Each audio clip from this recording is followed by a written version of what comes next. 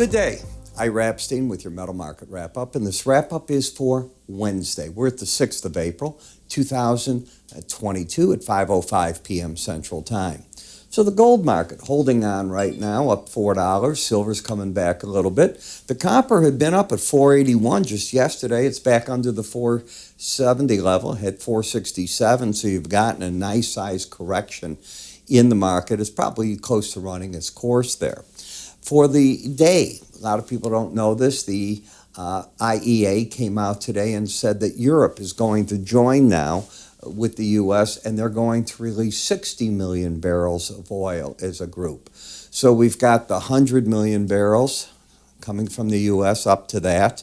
Actually, it'll be more than that, but it's 1 million barrels a day that they're trying to do. We'll see if that makes any sense. And a total of 60 million barrels right now from Europe. Remember, Europe can't release quite what we do. They're so dependent on Russian oil. It's a problem, but this is a good move by them. It did break the oil down, but as you can see, oil's having a hard time, and Brent's getting under and staying under 100, and the U.S. oil wants to hang into those 90s, so not looking for a big break off of that. The Fed was to talk today, and as we talk about them, we have to understand what the Fed's doing. The Fed is going to raise rates, from the sounds of everything, 50 basis points at the next meeting in May. It sounds so far away, but it's right around the corner. And they are going to begin with a $95 billion a month roll down. It could even be more down the road of the balance sheet. That gives, they're trying to roll off, if you will, $1 trillion in the course of a year to get the balance sheet smaller. The market's absorbing that. Now the question, of course, all comes down to, can the Fed do this without pushing the U.S. into a recession? That's going to be debated for a long time.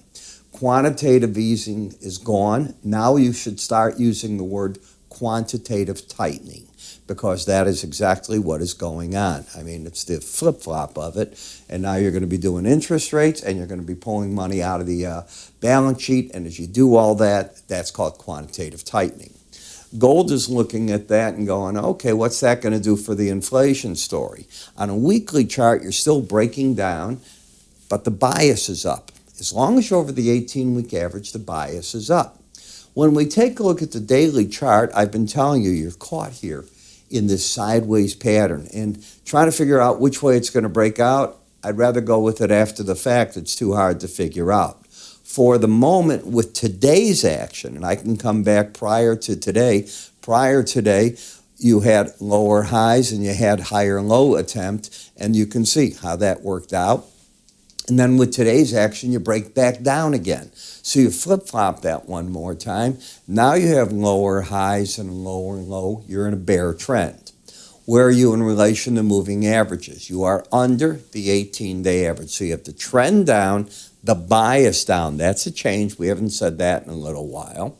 One of the potentials, if you continue down, is the 1860 level. Well, that's an interesting number, because we were just looking at that on the weekly chart as the 100-week average, the 18-week average of closes. So those numbers are together. I'm not saying it's going there. What throws this party awry is if you get back over 1948.90, you would then knock out the pattern of lower highs, lower lows, but it would not start an uptrend, because you still have this lower and low, and just getting up there defeats that purpose. You would just have nothing. What do I think the pros are going to do? I think they're going to sell short at 1936.40, stops over 1948.90, and see if the market can press into those lower numbers. The Bollinger Band isn't far away. It is narrowed into 1908.40. So when I started pointing out to you, and I said, watch out now, and it was right about here, I said, you know what I think is going to happen is the Bollinger Band's going to wrap its arms around price. And watch what's happening, and you can see. This is all part of losing the volatility in the market. So now what you have to do is understand you don't play for big moves anymore. That is over. Getting one of these plays out of the market, gone for the near term. Therefore, you're caught within the Bollinger Bands. You got to be more of a hit and run artist than you are a big position trader. At least that's my opinion on it. Momentum is flat. which doesn't take away from the idea that the pros are going to sell short there with stops over 1948.90. That's what I think you're at. The gold-silver ratio sort of petered out, but it rallied all the way back to 78.5. That's not bullish for the silver. But silver went down today and hit the lower Bollinger Band. And if you've taken my enhanced Bollinger Band course, guess what? If you've taken that course, you realize when you're oversold, which you are, and you hit the Bollinger Band, you're supposed to take your money out of that market.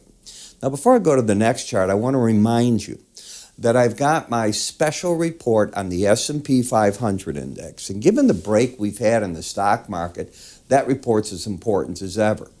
On April 7th is when the Moore research bottom forms, and between then and the end of April, the market has rallied 15 out of 15 years. I'm tongue-tied. 15 out of 15 years between that. So the settlement price to the price at the end of the month around the 29th, that's been it.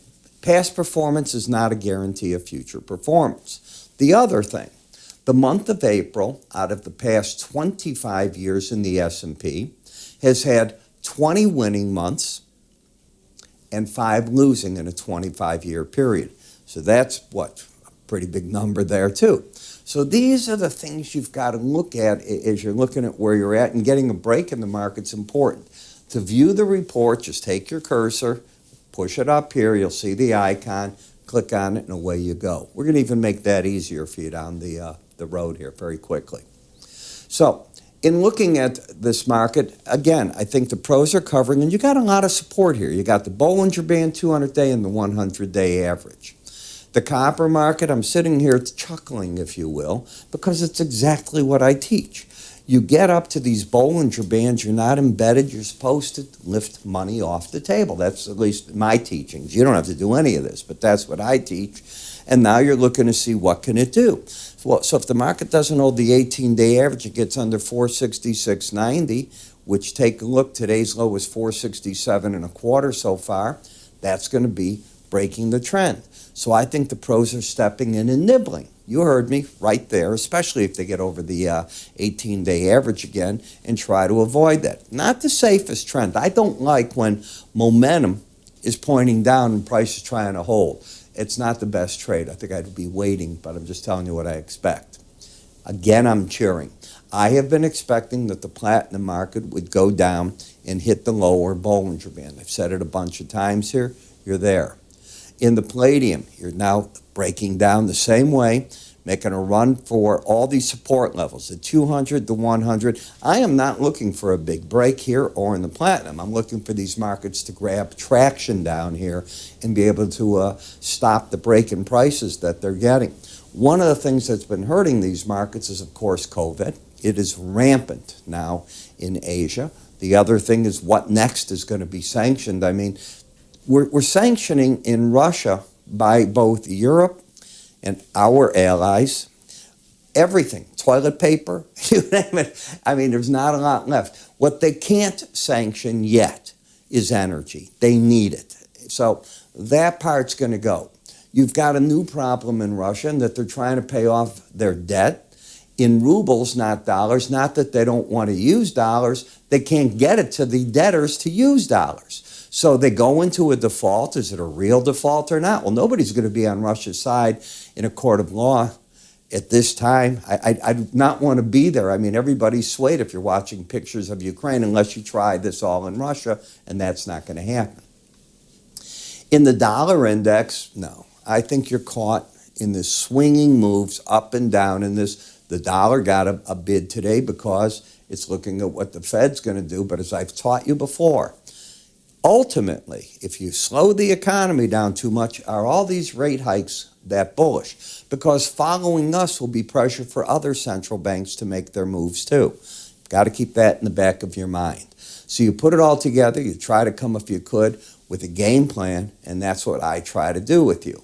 And in that game plan, what I look at is my full research report. Now, my full research report is a mixture of videos and written reports. Twice daily, I write. The way my style of writing is headlines, couple of paragraphs of explaining the information and the bullets that I put in it, so you're through with it in 1 to 3 minutes. That's all I think a report should be. It should look like this on the recommendations and in the writings, not pages of it. If you want pages, I'm not the guy for you. I'll give you the equivalent of pages, though, in the videos, because it's there. The time is not my enemy. And I'm going to review 20 charts. I make it easy for you to see, and here's why. When you open the charts and you look at my video, if you're doing it on our website, there's a scroll bar on the bottom. So let's assume you want to go to the energies. Just pull on the scroll bar and big words is going to come up and tell you the section you're in, let go, and it's playing for you. You can go to anywhere you want. 40 charts minimum. I'm covering each and every time, Monday through Friday mornings for you. Price objectives are going to be in there. Entry points are obviously going to be in there. Stop orders, where am I wrong on this? That's really important because money management all comes into play. So if you'd like to give it a try, it's simple. I'd like to give it to you for free if you haven't tried it.